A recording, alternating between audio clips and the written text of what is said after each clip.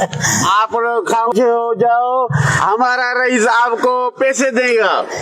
हाँ बता रही है, बताओ कि सैलाब मुतासरीन के लिए अभी तक कोई नहीं आया है, आप इनके लिए आज आए हो, आप इनके लिए क्या लेकर आए हो?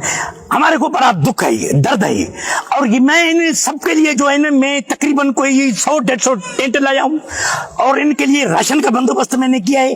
अभी रोक पैसे जो है सबसे बड़ी चीज है, जो इंसान को रोक पैसे चाहिए, तो मैं ये रोक पैसे भी दे रहा हूँ। ये किसी ने नहीं दिए होंगे। ये बाबा, ये तुम रखो 100 रुपया, ये बात तुम छोटे बच्चे हो, ये थोड़ा बड़ा, ये भी 100 रुपया रखे, ये बाल के साथ है बच्चे के, ये बाबा जो है इसको मैं दूंगा 5000, ये 5000 है, ये 500 है।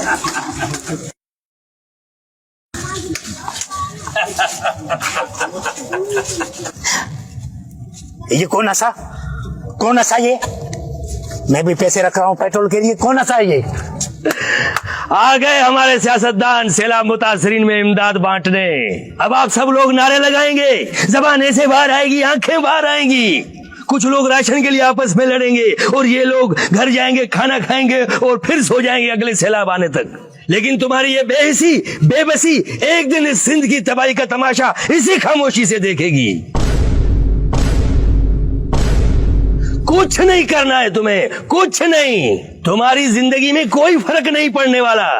अंधेरे में रहने की आदत पड़ गई है तुम लोगों को, गुलामी करने की आदत पड़ गई है। पहले राजा महाराजाओं की, फिर अंग्रेजों की, और अब चंद इन भोतार और वडेरों की। कौमियत के नाम पर ये तुम लोगों को बहकाते हैं और तुम आपस में लड़ते हो। लड़ो, मरो, काटो एक दूसरे को। ये लोग ऊपर से ऊपर और अमीर से अमीर तक बनते जाते हैं, क्योंकि उनको अपने मुफाद अजीज है, अपने मुफाद। जब आप लोगों के घर डूब रहे थे, गांव डूब रहे थे, शहर डूब रहे थे, तो कहां थे ये जागीरदार वडेरे, ये एमएनए, एमपीए, ये चौधरी?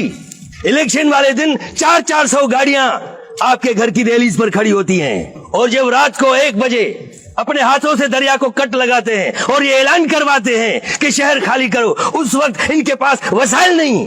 आप और हम इन सियासतदानों के लिए महज कीड़े मकोड़े हैं, जमीन पर रेंगते कीड़े। रेंगते रहो, सड़ते रहो और मरते रहो। आए और गए, खेल खत्म, पैसे हजम। क्यों लड़े मालूम नहीं, क्यों मरे मालूम नहीं।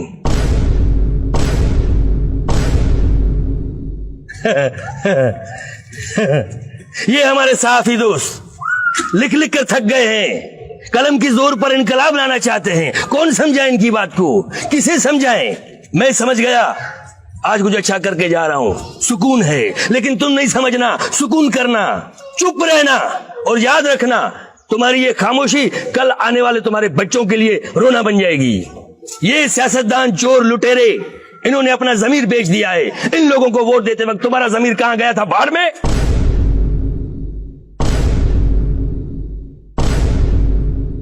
ये पिद्दी जितने हमारे सियासतदान, इन सबको आपने और हमने वोट देकर आला ऐवानों तक पहुंचाया है, ताकि हमारे मसाइल ये आगे पहुंचाएं।